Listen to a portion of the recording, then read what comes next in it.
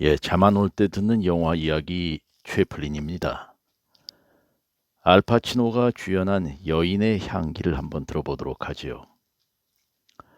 이 영화는 일단 참 재미있습니다. 두 번, 세 번 봐도 굉장히 배울 점도 많고요. 영화 자체가 잘 만들어져 있습니다. 65회 아카데미 나무주연상에 빛나죠. 여기에는 수많은 명장면이 나오는데 그 중에서도 영국 배우 가브리엘 앤 워와 알파치노가 탱고를 추는 모습이 대단한 반향을 불러일으킨 그런 영화입니다. 여기서 여인의 향기라는 제목을 보면 대부분의 사람들은 혹시 로맨스 영화가 아닌가, 러브 스토리 아닌가 이렇게 생각을 하는데 실질적으로 여인은 딱 그 탱고 출 때 그 여성 딱 한 번 나옵니다. 그래서 실망을 하기도 하는데 이 영화의 처음부터 끝까지를 자세히 살펴보면 정말 명장면도 많이 나오고요. 감동이 정말 미어 터진다고나 할까요? 2시간 반 동안에 정말 압권입니다. 자, 나무 위키와 다음 네이버를 참조해서 여러분에게 읽어드리도록 하겠습니다. 먼저 이 영화에서 처음으로 우리는 알아야 될 것이 명배우 알파치노입니다. 알파치노가 없이는 이 영화는 처음부터 이루어지기가 어려웠던 것이죠. 알파치노는 그 미국 배우 대부분을 평가하는 기준이 되는 그런 잣대입니다. 평생을 그 독신으로 살기도 했고 또 감독이기도 했습니다. 할리우드의 두둑한 돈주머니에 큰 덕을 입은 사람임에도 예술적으로는 다양한 방향을 추구하는 성향의 배우이죠. 그래서 본질상으로는 철저히 미국적인 사람입니다. 그는 이런 이국적인 외모임에도 제한을 뛰어넘어서 주류를 재정의하는 데 기여를 했고 여러 가지 장애에도 큰 성공을 거두었습니다. 나이가 들어가면서 따라서는 한때 미남이었던 얼굴도 피부가 처지기 시작해서 젊음의 광채를 잃었지만 그의 얼굴에는 그 심오하고도 위험해 보이는 미소의 주름이 새겨졌고 형형한 눈빛의 둥그런 눈은 그가 만화 스타일의 악당 딕 트레이시든 주인공이든 대부투이든 그리고 노동계급의 평범한 사람 프랭키와 자니이든 그가 철저히 표현해내기만 한다면 그 인물들에게 캐리커처 같은 느낌을 더해주었다고 볼 수 있겠습니다. 대단한 연기의 소유자입니다. 그는 역동적인 연기의 폭을 순식간에 변화시킬 수도 있지만 우리가 주로 그를 찬탄하는 것은 그의 연기에서 드러나는 한층 섬세한 세부들, 예컨대 말이죠. 그가 대단히 풍부한 표현력으로서 사용하는 그의 큰 두 손 같은 것들이죠. 한마디로 그의 신체적인 특징은 잘생긴 남자들이 흘러넘치는 분야에서 이 사람 잘생겼다고 말하기는 사실 쉽지가 않습니다. 그런데 눈빛이 만만치가 않아요. 이 사람은 눈빛 연기, 표정 연기로 한가닥 한다고 보겠습니다. 또 그는 그 앵글로색슨계 그 엘리트 백인들과는 대조적인 어떤 그 신선함이 있다고 할까요? 이런 매력이 그는 풍겨지고 있습니다. 그래서 그가 출연하는 영화는 뭔가 사람들이 기대감이 굉장히 많지요. 그는 수많은 영화에 출연을 했어요. 수십 년에 걸쳐서 전설을 쌓아왔죠. 그런데 그 전설은 많은 사람들한테 귀감이 되어 주었죠. 자, 맨 처음에는 이 소설이 이게 소설로 시작을 한 작품입니다. 그래서 이 작품이 그 주연 배우인 그 비트리오 가스만이 칸느 영화제에서 나무주연상을 수상한 여인의 향기라는 원래 74년도 작품이었습니다. 근데 이 작품을 헐리우드식 양념을 친 것이 바로 여인의 향기로 1992년 미국 영화로 다시 탄생을 한 것입니다. 예, 그래서 1993년에 이제 개봉을 했죠. 여기에는 이제 크리스 오도넬이라는 그 조연 배우가 나오고요. 그리고 필립 시모 호프먼이라고 나오는데 이 친구도 나중에 아카데미상 한번 받습니다. 예. 그리고 유니버설 픽처스 제품이고요. 우리나라에는 93년 3월 20일 날 개봉을 했습니다. 그래서 세계적으로는 역시 돈을 많이 벌어들인 그런 작품입니다. 국내에서 보면은 매 그 유명한 탱고 씬을 비롯해서 그 빨간색 페라리를 타고 질주하는 씬, 그리고 이 슬레이드 중령의 연설 등 많은 명장면들로 가득한 1990년대 중에서는 아주 걸작 영화의 하나지요. 자, 그리고 알파치노는 이 작품으로 해서 65회 아카데미 시상식에서 남우주연상을 거머쥐었습니다. 그 전에 수상 이전까지 7번이나 그 후보에 올랐는데 막판에 한 건 한 것이죠. 예. 우리가 이제 그 줄거리를 한번 살펴보면서 여러분들이 그 영화를 봤던 거를 이렇게 추억을 한번 더듬어 보시면 이 영화에서 감동적인 장면들이 대단히 많다는 것을 알게 될 것입니다. 여기에 그 젊은 배우로 나오는 크리스 오도넬, 여기에서의 이름은 찰리 심지입니다. 그는 오레곤주는 미국의 서부에 있습니다. 오레곤주의 가난한 가정에서 자랐지만 장학생으로 뉴 잉글랜드의 명문 사립고등학교 베어드 스쿨에 다니고 있습니다. 부잣집 자제들인 동기들은 춘수감사절 연휴에 값비싼 스키 여행을 떠날 때 찰리는 크리스마스에 집으로 갈 비행기표를 구하기 위해서 단기 알바를 찾아보고 있습니다. 그러던 중에 그 주말 동안에 시각장애인 노인을 돌봐줄 알바를 구한다는 구직 광고를 보고 한 가정집으로 찾아가게 됩니다. 그것에서 돌봐질 노인이 바로 퇴역한 육군 중령 프랭크 슬레이드입니다. 예, 주인공 알파치노가 이 역할을 하고 있습니다. 하지만 슬레이드 중령은 시각장애인인데다가 극도로 다혈질이고 냉소적이고 예의가 없는 그런 사람이었어요. 여기서 시각장애인 역할을 얼마나 자연스럽게 잘하는지 대단한 그 연습을 했던 것 같아요. 그리고 이 알바를 온 그 찰리의 가난한 배경을 들먹이면서 모욕을 주고 언사를 마구 하게 됩니다. 그래서 찰리는 뭐 이런 데가 있나 하고선 그만두려고 하는 생각도 가지고 있었어요. 자, 그런데 같이 살고 있는 조카 캐런, 그 여성입니다. 캐런이 이분을 좀 돌봐달라고 호소를 해서 그 찰리는 뭐 젊은이니까 마음이 약해져서 수락을 하고 맙니다. 예, 운명이 여기서 결정이 되는 것이죠. 그 이 슬레이드 중령의 그 친척들은 슬레이드를 아주 불편한 존재로 여기게 됩니다. 그래서 누군가가 이렇게 돌봐줄 때 어떻게 보면 마음이 편하다고 볼 수가 있겠죠. 예. 슬레이드는 툭하면 성질도 잘 내고 소리도 버럭버럭 지르고 하니까 여기 조카하고 또 손주들도 이런 뭐 망령들은 할아버지 정도로 이제 취급을 하는 수준이었습니다. 예. 찰리는 이제 도서관 알바를 또 마치고요. 동기 조지 윌리스, 여기서 이 필립 시모 호프먼이라는 배우가 있는데 이게 동료예요. 이 친구가 나중에 명배우가 됩니다. 하교하던 중에 다른 동기 몇몇이서 교장 선생님 전용 주차 공간에 페인트 트립을 설치하는 것을 발견하게 됩니다. 이들은 찰리와 조지에게 말하지 말라고 도망쳤는데 이때 찰리와 조지가 한 교사에게 목격이 됩니다. 다음 날 아침 이 트랩이 터지고 페인트를 차와 몸에 온통 뒤집어 쓴 교장이 전교생 앞에서 한마디로 개망신을 당하게 되는 거죠.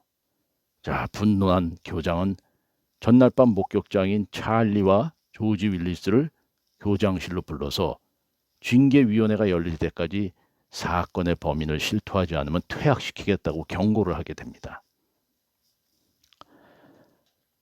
게다가 교장은 조지를 방에서 내보내고 찰리에게만 그의 가정 형편을 이용해서 하버드의 장학생 추천장을 써줄 수 있고 또 퇴학도 시킬 수 있으니까 누가 그런 짓을 했는지 사실대로 부르라고 얘기를 합니다. 그렇게 월요일에 교내 징계위원회를 앞두고 찰리는 주말 동안에 슬레이드 중령을 알바로다 돌보러 가게 되는 거죠. 예. 이 친구가 알바를 하는 이유는 그 방학 동안에 돈을 벌어서 자기 고향에 다녀오려고 차비를 만들기 위해서 알바를 했던 것입니다. 그런데 여기 슬레이드 중령은 이 알바생을 보고 택시를 불러서 공항으로 같이 가게 됩니다. 그리고 다짜고짜 2장의 티켓을 사놨다가 비행기 1등석에 찰리를 태우고 뉴욕으로 여행을 떠나게 됩니다. 여기에서 그들이 도착한 곳은 왈도프 아스토리아 호텔입니다. 그리고 그 값비싼 최고급 스위트룸에 숙박을 하게 됩니다. 아마 중령이 그 퇴직금으로 받아서 돈은 좀 있었던 모양입니다. 그래서 슬레이드는 이 자살하려는 신용도 하고 그래서 이 찰리가 이게 농담인지 진담인지 굉장히 의아해하고 한편으로 이제 겁을 먹기도 하죠. 예. 그 다음 날에 찰리와 슬레이드는 뉴욕 변두리에 사는 그 슬레이드 형의 집에 예고 없이 찾아가게 됩니다. 그곳에서 추수감사절 저녁을 같이 먹으며 슬레이드는 가뜩이나 서먹한 분위기에 좀 농담을 좀 심하게 하고 또 민폐를 끼치게 됩니다. 또 거기서 나온 그 발끈하는 그런 이 성격도 나와요. 그래서 거기에 반해서 슬레이드의 그 조카가 대들고 또 찰스에게 슬레이드가 장님이 된 계기를 그 형이 또 얘기를 해줍니다.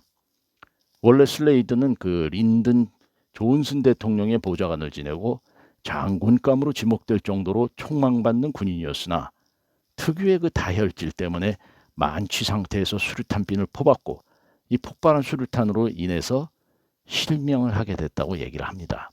이로 인해서 거액의 보상금을 받고 전역을 하게 된 것이니까 뭐 여행 다니고 스위트룸에 묵고 하는 돈은 많이 있었던 것 같습니다. 물론 영화상이죠. 예. 다음날 찰리의 고민을 듣다가 그를 식당에 데려간 슬레이드는 도나라는 여인을 만나서 그 자리에서 우리말로 쉽게 얘기하면 이제 헌팅이죠. 그 춤을 같이 추자고 제안을 하게 됩니다. 그 유명한 탱고죠. 그게 찰리는 살아갈 의미를 잃어버린 듯 무기력하게 누워있는 슬레이드를 그 다음날 발견하게 됩니다. 여인과 춤도 추고 또 뭔가 활기를 찾는 듯한데 그의 마음속에서는 자기가 이렇게 세상에서 어렵게 되고 또 장님이 된 거에 대해서 뭔가 고통스러웠던 것 같습니다. 그래서 찰리는 슬레이드가 그 페라리라는 그 멋진 자동차를 매우 좋아한다는 것을 기억해내고 페라리 매장에 시승을 하러 가자고 제안을 하게 되죠. 시각장애인이 된 탓에 페라리를 구매하기는커녕 운전조차 못하는 슬레이드지만 이게 웬 재미난 일이냐 하고 곧바로 생기를 찾고 일어나게 됩니다. 그래서 페라리 판매점에 찾아간 슬레이드는 그 판매원을 구슬러서 페라리를 시승하게 되고요. 여러분 영화에서 보시다시피 그 눈이 안 보이는데 페라리를 타고 막 소리를 지르고 좋아하는 그런 장면이 나오죠.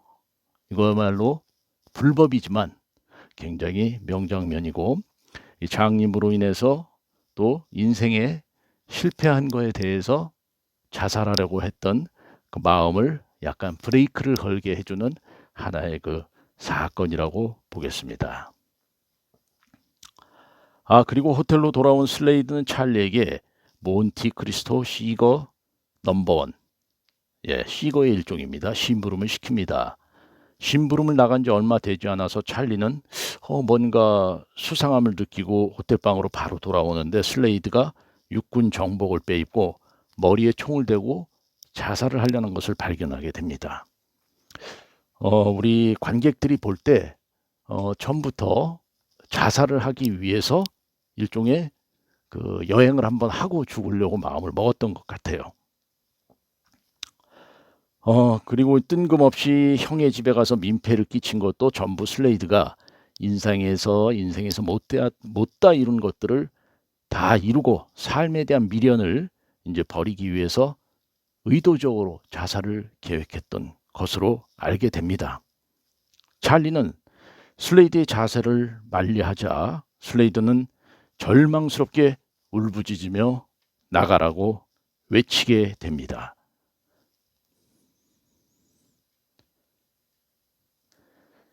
자, 이건 뭐 쇼로 하는 게 아니고 정말 죽으려고 마음을 먹었던 것 같습니다. 슬레이드는 숫자를 다 세워도 찰리가 나가지 않자 체념한 듯이 냅다 총구를 관자 놀이에 갖다 대지만 찰리가 기지를 발휘해서 슬레이드를 막아섭니다. 한바탕 몸싸움이 이어지는데 슬레이드는 몸에 밴 군인 특유의 완력으로 또 앞을 보지 못하는 장애인이 되면은 한쪽으로 팔이나 다리에 힘이 쏠려서 힘이 세진다고 합니다. 오히려 젊은 찰리를 제압하고 총구를 겨누게 됩니다. 그리고 너는 돌아가라고 이제 얘기를 하게 되죠. 자, 뉴 잉글랜드로 돌아온 슬레이드는 찰리를 학교에 내려주고 찰리는 그 다음날 징계위원회에 참석을 하게 됩니다. 간신히 자살 의도를 막고 둘이 돌아온 것이죠. 자, 조지 윌리스는 아버지와 함께 청문회에 참석해 있었지만 찰리는 부모님이 생계 때문에 바빠서 혼자 테이블에 앉게 됩니다. 하지만 그때 슬레이드 중령이 청문회에 들어오고 자신이 찰리의 보호자라며 찰리의 옆에 앉습니다. 쉽게 얘기하면 이러한 사건들에 대해서 어느 정도 조언을 하기 위해서 슬레이드가 왔던 것 같습니다. 왜냐하면 슬레이드는 이 찰리로 인해서 일단 자살을 멈추고 목숨을 건진 하나의 고마움을 느끼고 있었던 것 같아요. 자, 조지라는 친구는 페인트 사건의 범인들을 지목하나 눈이 나빠서 제대로 못 봤다면서 찰리가 봤을 거라고 책임을 전가하게 됩니다. 그런데 찰리는 끝까지 의리를 지키면서 나는 진술할 수 없다고 버팁니다. 이에 교장은 그 책임을 전가한 조지를 오히려 칭찬을 하고 찰리는 퇴학을 시키겠다고 합니다. 자, 이때 슬레이드는 발끈하면서 동료를 팔아넘기면 상을 주고 의리를 지키면 벌을 주는 것은 무슨 쓰레기 같은 법이냐면서 자신의 인생 경험에 비추어서 동료를 위해서 이렇게 용감하게 희생할 수 있고 또 동료의 잘못을 감춰주려고 의리로서 저렇게 버티고 있는 것은 리더의 자질이고 이 베어드 스쿨에서 가르쳐야 할 깊은 가치라고 역설을 하게 됩니다. 이에 감동한 학생들과 징계위원회는 찰리에게 무죄를 선고하며 조지 윌리스에게는 어떤 상이나 벌도 없을 것이며 지목된 범인들은 오히려 정학될 것이라고 선고를 하게 됩니다. 선고하는 순간 청중들과 학생들의 우레와 같은 박수갈채가 쏟아집니다. 예, 이건 명장면이에요. 여러분들 그 유튜브나 이런 그 동영상을 찾아서 보시면은 이 연설 전문을 들으면은 정말 감동이 있습니다. 더군다나 앞이 안 보이는 슬레이드 중령이 정말 명연설을 할 때 다른 사람들의 그 마음을 움직이게 된 거죠. 자, 찰리와 재회할 것을 약속한 후에 집으로 돌아온 슬레이드 중령은 이제 자살의 마음을 접고 조카하고 이 아이들한테도 아주 다정다감하게 대하는 그런 인생으로 바뀌게 된다는 해피 엔딩의 얘기입니다. 자, 이 영화는 한국판으로 나와서 성우들, 알파치노 역할을 맡았던 성우 황일청, 그리고 찰리, 크리스 오도넬이죠. 맡았던 손원일 씨도 유명해지는 성우 중에서 유명해지게 됐죠. 그리고 여기서 영화의 그 삽입곡, 탱고 곡이 이 영화로 인해서 탱고 하면 떠오르는 아주 유명한 곡이 되었습니다. 함께 탱고를 춘 이 여배우는 그 나중에 영화 삼총사로 국내에 알려지기도 했죠. 예, 배우 가브리엘 앤 워입니다. 근데 뭐 안타까운 것은 이때는 좀 떴는데 이 영화 배우나 탤런트들이 나중에 새로운 배역을 못 맡으면 또 가라앉듯이 이 여배우도 나중에 크게 뜨지는 못했습니다. 그리고 이 탱고 씬을 위해서 알파치노와 가브리엘 에너가 무려 2주 동안 매일 탱고 연습을 했다고 합니다. 이 탱고 씬은 그 뉴욕의 더 피에르 호텔 볼룸에서 촬영이 되었죠. 그때 호텔 운영에 방해가 되지 않도록 거의 모든 호텔 장면을 밤과 새벽에 촬영을 했다고 합니다. 참고로 호텔 내부 방에서 벌어지는 장면들은 그 유명한 월도프 아스토리아 뉴욕의 최고급 스위트 룸에서 촬영이 되었습니다. 원래 이 호텔 씬은 뉴욕의 플라자 호텔에서 촬영되기로 했었는데요. 당시 소유주가 나중에 미국의 대통령이 된 도널드 트럼프였습니다. 대신 이 촬영 장소 제공은 조건부였는데 트럼프 본인과 당시 부인인 말라 메이플즈의 카메오 출연이 영화 제작사와 트럼프 사이에 합의된 상태였었습니다. 그때 이 호텔이 유명해졌습니다. 이 영화의 촬영으로. 예, 알파치노의 그 혼을 실은 연기는 뭐 두 번 다시 얘기할 필요가 없이 일품이죠, 일품.